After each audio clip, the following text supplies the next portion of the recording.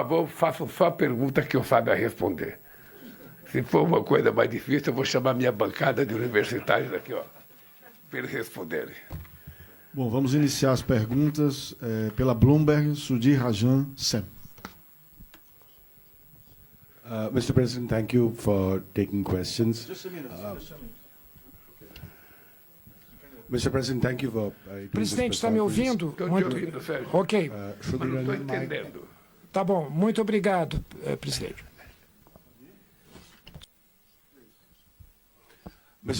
Senhor presidente, muito obrigado por aceitar nossas perguntas. Eu quero te levar de volta para os Estados Unidos, onde você deve ir em breve.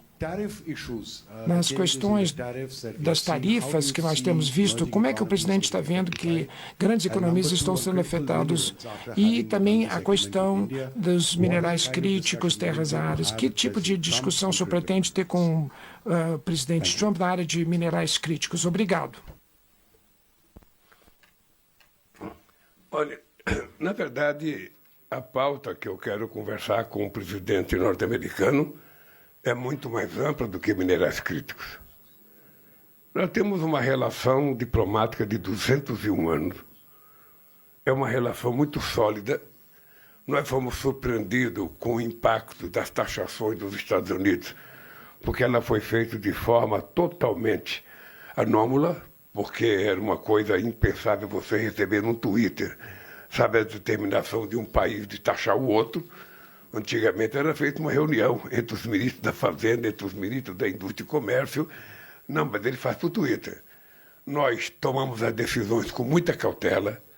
Todos vocês sabem que eu tenho na minha cabeça a ideia de não tomar nenhuma decisão quando eu estou com 39 graus de febre.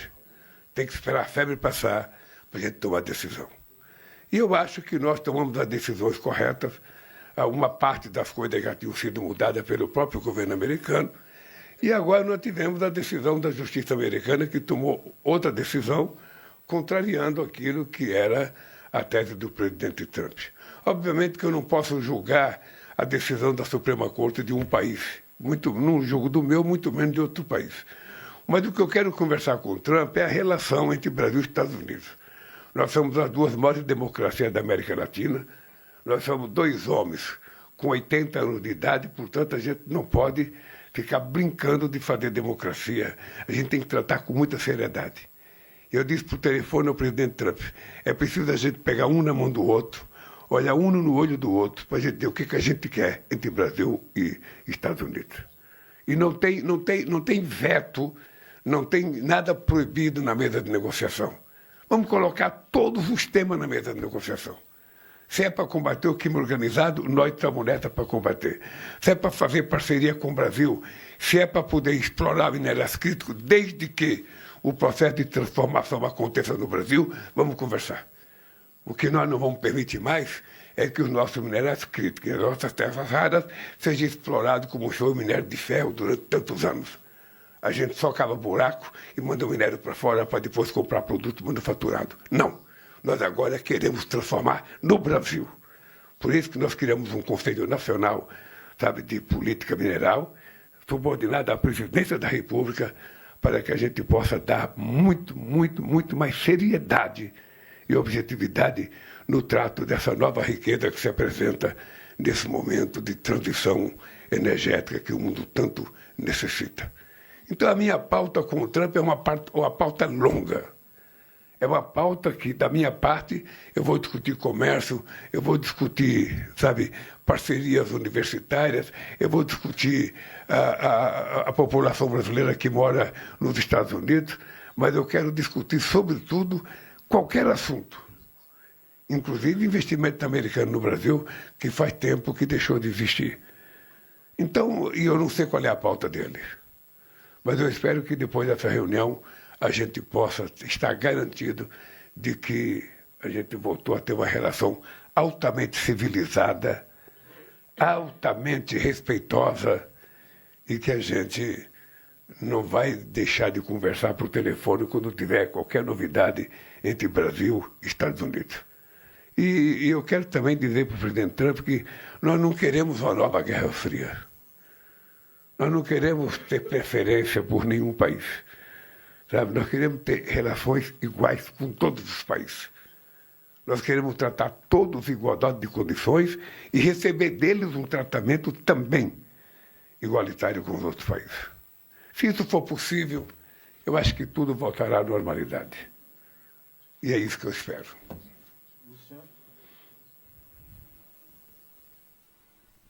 Luciano Pádua, da Exame. Está tão bem assim, tão bonitão assim. Presidente, bom dia. Bom dia. Luciano Pádua, da revista Exame, como vai? Tudo bem? Presidente, eu queria voltar para o assunto da Índia. O senhor teve diversas reuniões ontem e eu queria entender duas específicas. A que o senhor teve privada com o primeiro-ministro Modi e com os empresários. Eu queria entender com o senhor um detalhamento maior, por exemplo, com o primeiro-ministro Modi. O que os senhores falaram, por exemplo, sobre o posicionamento geopolítico dos dois países no mundo em fragmentação? Com os empresários, queria entender se a gente tem uma cifra que a gente possa noticiar de quantos investimentos eles anunciaram.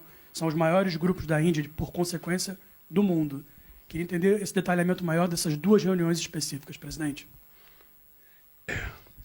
Olha, a minha conversa com o primeiro-ministro Modi, ela tratou da nossa relação comercial e da relação Brasil-Índia. A gente não entrou em detalhe sobre a geopolítica internacional. Eu sei o que pensa a Índia sobre determinados problemas, sei o que o Brasil pensa. Nós temos problemas em que a gente tem mais cautela do lado da Índia ou mais cautela do lado do Brasil, e a gente discutiu aquilo que nos une. O que nos une nesse instante é a nossa briga para que as nossas economias sejam fortalecidas e a gente possa sair da situação que a gente se encontra. Nós queremos nos transformar em países altamente desenvolvidos. Não discutimos nenhum problema que fosse polêmico entre nós dois, porque eu não vim aqui para discutir a divergência, eu vim aqui para discutir a confluência entre Brasil e China. E eu tenho muita afinidade com o primeiro-ministro Modi, muita afinidade. Não entrei nem em detalhe com ele sobre o acordo dele com os Estados Unidos. É um problema dele. É um problema dele, como o acordo que nós fizemos é um problema meu. Sabe? Porque eu acho que é assim que a gente constrói uma relação de confiança entre as pessoas. E foi extraordinária a conversa, extraordinária a conversa. Posso lhe dizer que foi uma conversa muito exitosa, eu acho que para a Índia e acho que para o Brasil. Porque tem uma coisa sagrada na relação política que é a confiança que você tem nas pessoas. Quando você tem confiança, sabe, tudo facilita que as coisas aconteçam. Facilita a vida empresarial, facilita os acordos que nós fizemos entre ministérios, foram vários acordos, facilita a gente discutir parcerias, sabe, na questão da inteligência artificial. Tudo isso, eu posso dizer para você que com o Modi eu não tenho nenhum problema. A segunda coisa com relação aos empresários. Olha, eu estou conversando com os empresários que já têm investimento no Brasil. Todos eles falando bem da relação com o Brasil. Todos eles dizendo que vão fazer mais investimento no Brasil. Não caberia a mim perguntar, quando é que vocês vão investir? Quanto é que vocês vão colocar? Não caberia. Seria falta de educação da minha parte. Mas eu posso lhe garantir que, para minha surpresa, eu gostaria que muitos empresários brasileiros vissem o discurso dos empresários indianos sobre o Brasil, que possivelmente eles mudassem o comportamento deles também no Brasil. Posso lhe dizer que os empresários indianos são muito otimistas com relação aos seus investimentos no Brasil. E é isso que eu quero. E pode ter certeza que vai ter investimento. E logo, logo você vai ficar sabendo, quando eles anunciarem. Vamos a mais uma pergunta da agência AFP Buvan Baga.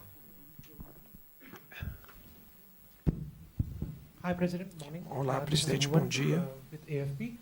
Com a AFP, o senhor falou com paixão a pergunta sobre a reação possível da Corte Suprema dos Estados Unidos. O senhor tomou um princípio com relação às tarifas, de como Você não pode ter guerra tarifária. E o segundo ponto é da sua resposta. Você acha que poderes médios como o Brasil, Índia, Canadá, Austrália perceberam a importância de trabalharem juntos, em parte por causa das tarifas que foram impostas a eles e para uma maneira para também reagir às políticas de Washington? Ora, o dado concreto é que há muito tempo o Brasil defende que os países desenvolvidos, os países em desenvolvimento, se formem em blocos para poder negociar conjuntamente. É por isso que nós somos defensores do multilateralismo, porque se você permitir que um país pequeno negocie, sabe, com um país maior, o acordo sempre será prejudicial ao país menor. Essa é a experiência que eu trago do mundo sindical. Você não pode permitir que um trabalhador sozinho faça negociação com a empresa. Ou eles se juntam, se organizam e fazem o enfrentamento à empresa, ou eles vão sair perdendo. No comércio é a mesma coisa. Veja, nós passamos 26 anos para fazer um acordo com a União Europeia. 26 anos.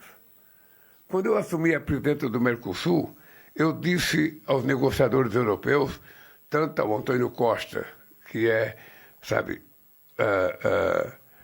do Conselho, quanto a Ursula von der Leyen, de que eu queria fazer acordo, sabe, enquanto eu fosse presidente do Mercosul, porque o Brasil tinha a disposição de dar um exemplo ao mundo de fortalecimento do multilateralismo, sobretudo depois que o Trump anunciou as taxações de forma unilateral.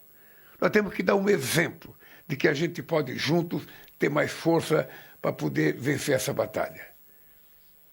Então, eu acho que os países como Índia, Brasil, Austrália e outros países do sul global podem estar juntos, porque na negociação direta com a superpotência, a tendência é a gente sair perdendo.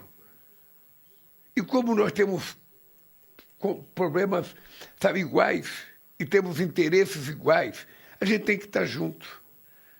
Esse é um dos problemas da América do Sul. Ou seja, não existe possibilidade de nenhum país resolver o seu problema, sabe, individualmente. Não existe. Sabe, por que você fala isso? Eu falo isso porque nós temos mais de 500 anos de experiência. Nós temos mais de 500 anos. Embora todos os países conquistarem independência dos colonizadores, a verdade é que nós continuamos colonizados do ponto de vista tecnológico, do ponto de vista econômico. Então é preciso construir parceria com gente que tenha similaridade conosco, para que a gente possa somar o nosso potencial e nos tornar forte. É simples assim. Quando eu era dirigente sindical, eu ia para a porta da fábrica e dizia: olha, isso aqui é uma varinha. Uma vara sozinha eu quebro. E quebrava a vara. Aí eu pegava um monte de vara, colocava junto, eu falava: isso aqui é um feixe de vara. Sabe? Isso aqui é todos trabalhando juntos. Eu não consigo quebrar. Isso vale para os países. Isso vale para os países. Sabe? Nós precisamos ter fórum para discutir as coisas, porque senão as coisas não mudam. Veja, nós estamos reivindicando há muito tempo a mudança no Estatuto da ONU e a mudança no Conselho de Segurança da ONU dos membros permanentes. Mas também a mudança dos países. É preciso ter mais gente no Conselho de Segurança. Não tem nenhum do continente africano, não tem nenhum da América Latina, só tem a China da Ásia. Ou seja, por que ainda não está no Conselho de Segurança da ONU? Um país com 1,4 bilhão de seres humanos. Por que o Brasil não está? Por que a Alemanha não está? Por que o México não está? Por que a Nigéria não está? Por que o Egito não está? Ou seja, você tem muitos países com mais de 100 milhões de habitantes e poderia ter para quê? Para mudar. Para mudar, para a ONU voltar a ter eficácia, a ter representatividade. Porque do jeito que está a ONU, ela tem hoje pouquíssima eficácia. Ela não resolve nenhum problema. Ou seja, ela é capaz de fazer um belo diagnóstico, mas não ter um remédio. Então, se você só sabe fazer diagnóstico e não ter um remédio, você vai perdendo credibilidade. Então é preciso fortalecer a ONU se a gente quer que prevaleça, sabe, uma instituição, sabe, de importância vital para a manutenção da paz e da harmonia no mundo. Por isso que nós queremos fortalecer. E isso precisa estar junto. Da mesma forma é a questão econômica.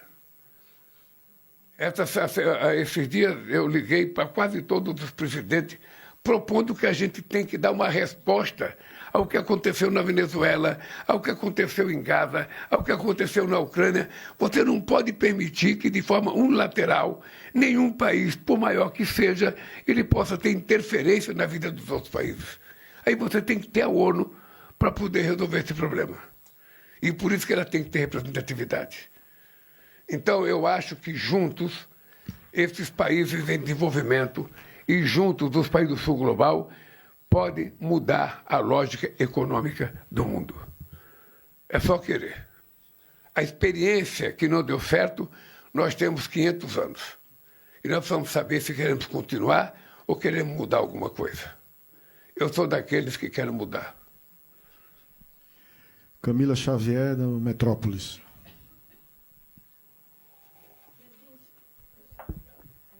Presidente, eu gostaria de saber o que o senhor pensa sobre as críticas que os evangélicos têm feito à ala neoconservadores em conserva, que foi para a Avenida durante o Carnaval. Bota na homenagem... o microfone perto da boca, querida. Vou começar de novo, então. Presidente, eu gostaria de saber o que o senhor pensa sobre as críticas que os evangélicos têm feito à ala neoconservadores em conserva, que foi para a Avenida durante o Carnaval, na homenagem da Escola de Samba ao senhor. Olha, eu vou te dizer uma coisa. Eu não penso. Porque, primeiro, eu não sou carnavalesco. Eu não fiz, sabe, o samba enredo. Eu não cuidei dos carros alegóricos. Eu apenas fui homenageado numa música maravilhosa, que foi uma pena que a minha mãe já tivesse morrido e não visse a música. A música, na verdade, é uma homenagem à minha mãe. É a saga dela de trazer os filhos para São Paulo. Eu, sinceramente, acho que a escola fez uma coisa extraordinariamente. Não cabia ao presidente dar palpite nos carros alegóricos. Só cabia o presidente da República aceitar ou não, sabe, se ele queria ser homenageado. E eu aceitei. E sou muito grato à escola. Muito grato. Quando eu voltar para São Paulo e para o Brasil, eu vou visitar a escola para agradecer a homenagem que eles prestaram. A saga da Dona Lindu saindo de Garanhuns para São Paulo.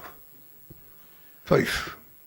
Vamos passar à próxima pergunta da Sputnik, Ajit Singh, da agência Sputnik. Good morning, sir. Bom dia. Bom dia, presidente. O senhor falou, por exemplo, do apoio pleno da presidência da Índia para o BRICS desse ano, mas qual que serão as contribuições do Brasil com essa agenda do BRICS? Além disso, por exemplo, quando nós temos essa cooperação maior entre as ações do BRICS e tem esses alertas e expressões dos Estados Unidos para que isso não aconteça, como que o Brasil responde a isso? Ora, veja, a pauta dos BRICS é feita pelo país que lidera a reunião. O ano passado foi o Brasil, esse ano é a Índia. A pauta é feita pela Índia. E a gente não discute a pauta, a gente vem aqui e se prepara para discutir a pauta que cada país faz. O que eu ouvi do primeiro-ministro Modi é que ele está com a pretensão de mobilizar a Índia toda, fazer debate em todo o território indiano, para que tenha uma grande participação, sabe, da sociedade indiana nas decisões das coisas que vai ser discutida nos BRICS. Isso é muito bom. Lá no Brasil, nós fizemos o BRICS Social, em que nós chamamos do movimento social para participar. Os BRICS é um processo de formação, sabe, de um grupo muito forte, quase metade da humanidade, quase que, sabe, metade do PIB, ou seja, o que nós precisamos é ter consciência de que 10 membros dos BRICS participam do G20. 10. Agora o presidente Macron está querendo ver se é possível misturar os BRICS com o G7. Então eu sei que já está convidado o primeiro-ministro Modi, já está convidado a África do Sul e já estou convidado eu. 3 membros dos BRICS para participar do G7. Olha, nós vamos começar a compreender que nós não precisamos ter briga. Nós não precisamos ter G7, G4, G20. Sabe? A gente vai caminhando para que a gente possa construir um único bloco. Por que foi constituído o G20? Por conta da crise do subprime causada, sabe, em 2008. Por que foi criado os BRICS? Por conta das reuniões que a gente fazia com a Índia, com a China e com a Rússia. Ora, então, a gente está dando uma certa cara a um grupo que era marginalizado, que é o chamado pessoal do Sul Global. A gente está dando cara a isso. E nós temos pretensões políticas. Criamos um banco, que é o Banco dos BRICS. Tudo nosso é muito novo ainda. Eu sei que os Estados Unidos têm uma inquietação com os BRICS. Na verdade, a inquietação é com a China, não é com os BRICS. Sabe? Como nós não queremos guerra fria, o que nós queremos é fortalecer um grupo. Quem sabe esse grupo nosso fortalecido, sabe, vai se juntar ao G20 e quem sabe um dia a gente tem só um grupo, ao invés de BRICS, o G20 a gente tem um G30. Quem sabe alguma coisa similar, porque não precisa de tantas reuniões. E eu acho que nós estamos caminhando para isso, para ter um comércio mundial mais justo. Esses dias me perguntaram aqui na Índia, numa entrevista, se nós estamos defendendo a criação da moeda dos BRICS. Nós não queremos moeda dos BRICS. Nunca ninguém defendeu a moeda dos BRICS. O que nós queremos, na verdade, é discutir o seguinte: para que o Brasil faça comércio com a Índia, é preciso ter o dólar ou a gente pode fazer a nossa moeda? Para que o Brasil faça comércio com a China, é preciso ter o dólar ou pode ser feito na moeda chinesa e na brasileira? Isso nossos ministros da Fazenda, o nosso presidente do Banco Central, tem que discutir para encontrar uma solução. Não é necessário. E eu acho que nós temos condições de provar que não é necessário. Que os Estados Unidos não gostem no primeiro momento, óbvio que não pode gostar. Eu não esperava que os Estados Unidos fossem concordar com essa ideia. Mas vamos debater. Só isso, vamos debater. Vamos ver se a gente consegue fazer algo que possa ser mais justo e penalizar menos os países, sobretudo os menores. Essa é a ideia. E por isso eu estou convencido que os BRICS é um jeito da gente ter um equilíbrio geopolítico no planeta Terra. Nós ainda somos um processo de formação. Nem todo mundo confia ainda, sabe, nas mesmas coisas, acredita nas mesmas coisas. Mas isso é um processo. E nesse processo eu acho que a gente vai construir um bloco muito, muito representativo e muito bom para discutir política econômica, para discutir a paz, que é o que está faltando. Você veja que o ano passado se gastou 2 trilhões e 400 bilhões de dólares em armas. Você veja que os países que fazem armas são todos do Conselho de Segurança da ONU, membros permanentes. Quem faz guerra são quase todos membros permanentes do Conselho de Segurança da ONU. E o Conselho de Segurança não se reúne para discutir nada. Não se reúne. Então está muito difícil. Está muito difícil. Como é que você vai manter a paz no planeta Terra se os membros do Conselho de Segurança, que deveriam ser o porta-voz dessas mensagens de paz, estão envolvidos em guerra? Então é preciso mudar. E os BRICS podem fazer a diferença. E eu espero que aqui na Índia a gente tenha uns BRICS melhor do que nós tivemos no Brasil, que eu acho que foi o melhor de todos os BRICS. Eu espero que aqui na Índia a gente tenha uns BRICS ainda mais pujante do que aquele que tivemos no Brasil. Vamos agora para o Tiago Eitz, da TV Globo. Bom dia, presidente. Eu queria esclarecer uma declaração que o senhor deu agora há pouco. O presidente americano tem entre suas políticas, talvez a política mais polêmica internamente hoje é a de caça a imigrantes. Imigrantes que não tenham documentação, imigrantes que têm documentação, visto temporário. Isso é um problema e uma polêmica nos Estados Unidos, já resultou até em morte. O presidente Trump considera todos esses imigrantes criminosos. O senhor disse agora há pouco que na conversa com o presidente Trump pode acertar de receber criminosos para o Brasil ou quem cometeu o crime por lá. Não, você não ouviu isso aqui. Não, o senhor disse não, você não ouviu isso aqui. Não exatamente dessa... Bom, o senhor disse... Não, o senhor disse... Mas se eu aceito que você faça a pergunta do jeito que você está fazendo, Dá a impressão que eu falei isso, eu não falei isso. Eu ia só terminar, porque para o presidente Trump eles são criminosos. O senhor falou de receber, por exemplo, criminosos de combustíveis. O senhor usou que já cometeram crimes. Não. Nós queremos é prendê-los. Eu não quero recebê-los, eu quero prendê-los. Ok. Era por isso que eu disse que eu tinha esclarecido uma declaração. Nós bloqueamos 250 milhões de litros de gasolina em 5 navios, entregamos para a Petrobras.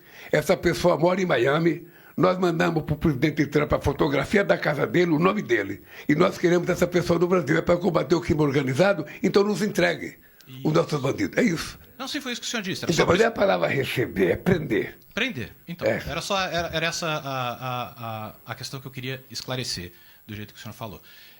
Queria então que o senhor explicasse um pouco melhor como é que pode ser essa cooperação, se o senhor já discutiu, ou se é uma ideia, ou se o senhor disse que a gente está aqui com o diretor da PF, se essa já é um projeto, já está desenhado como uma proposta para ser feita nessa mesa com o presidente. Deixa eu te falar, nós ainda não tivemos uma reunião específica disso.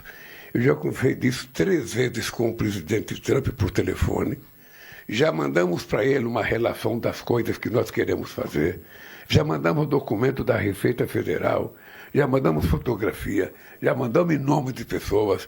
Já criamos uma nossa entidade de combate ao crime organizado e ao narcotráfico na fronteira, lá no Amazonas, para combater, o contrabando na fronteira, o narcotráfico, o crime organizado, com participação de todos os países fronteiriços com o Brasil. E eu disse ao presidente Trump que nós estamos dispostos a trabalhar com os Estados Unidos no combate ao narcotráfico, no tráfico de armas, na lavagem de dinheiro. Qualquer coisa que puder colocar os magnatas da corrupção na cadeia, nós estamos dispostos a trabalhar. E esses magnatas não moram na favela, não moram no térreo, eles moram em cobertura, moram nos bairros mais chiques do Brasil e no bairro mais chique dos Estados Unidos. E ele já sabe, inclusive, de alguns nomes que nós já mandamos. Então, nessa conversa com o presidente Trump, eu quero aprofundar. Por isso que eu vou levar minha Polícia Federal, mando o pessoal da CIA, do FBI, que eles quiserem para juntar. Vou levar meu ministro da Justiça, coloco o Departamento de Justiça deles, vou levar meu Ministério Público, que leva o dele, vou levar minha Receita, ele que leva a dele, para a gente colocar um fim nisso. Se é para combater, o Brasil está disposto a combater. Se tem uma coisa que nós precisamos trabalhar junto, é combater o crime organizado, que é uma indústria multinacional altamente sofisticada, com braço no poder judiciário, com braço no futebol, com braço na política, com braço no empresariado, com braço em todos, lugares da humanidade. Então eu estou muito otimista com essa reunião com o Trump, para a gente colocar as coisas bem a nu, para todo mundo saber o que nós queremos fazer. Bom, vamos à última pergunta do Nelson de Sá, do Portal UOL.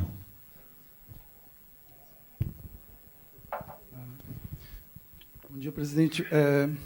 Ainda sobre a derrubada das tarifas nos Estados Unidos, isso dá mais peso ao Brasil para o encontro e as negociações com Trump, inclusive quanto à defesa da soberania dos países da América Latina, recuperando a liderança regional do Brasil. Como complemento, o senhor está aliviado de não ter fechado antes o acordo com Trump, como fizeram outros países, inclusive a Índia? Isso.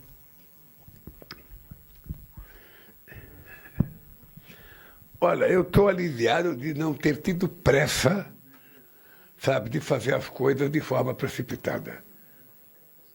Mas eu disse desde o começo isso. Veja, nós criamos uma comissão de negociadores no Brasil, que tem o ministro da Fazenda, o Fernando Haddad, meu vice-presidente Geraldo Alckmin e meu chanceler, o Mauro Vieira, que está aqui. Ou seja, 3 altos ministros do meu governo colocados à disposição dos Estados Unidos para negociar. O que eu percebi? Que é muito difícil a negociação, porque me parece que do lado de lá não tem tanta vontade de negociar. Porque eles acham que o presidente Trump, resolve as coisas pelo Twitter. E as coisas só andaram um pouco quando eu pessoalmente falei com o presidente Trump, porque ele nos deu um telefone em que a gente tem contato direto. Então, às vezes, eu fico pensando que tem gente que não quer que a gente dê certo nos acordos. E é por isso que eu quero conversar com o Trump. Pessoalmente, sentar em torno de uma mesa, conversar com muita seriedade sobre a importância da relação civilizada entre Brasil e Estados Unidos. E, obviamente, que eu não tenho como ficar medindo a decisão da Suprema Corte americana. Não tem como um presidente de outro país julgar a decisão da Suprema Corte.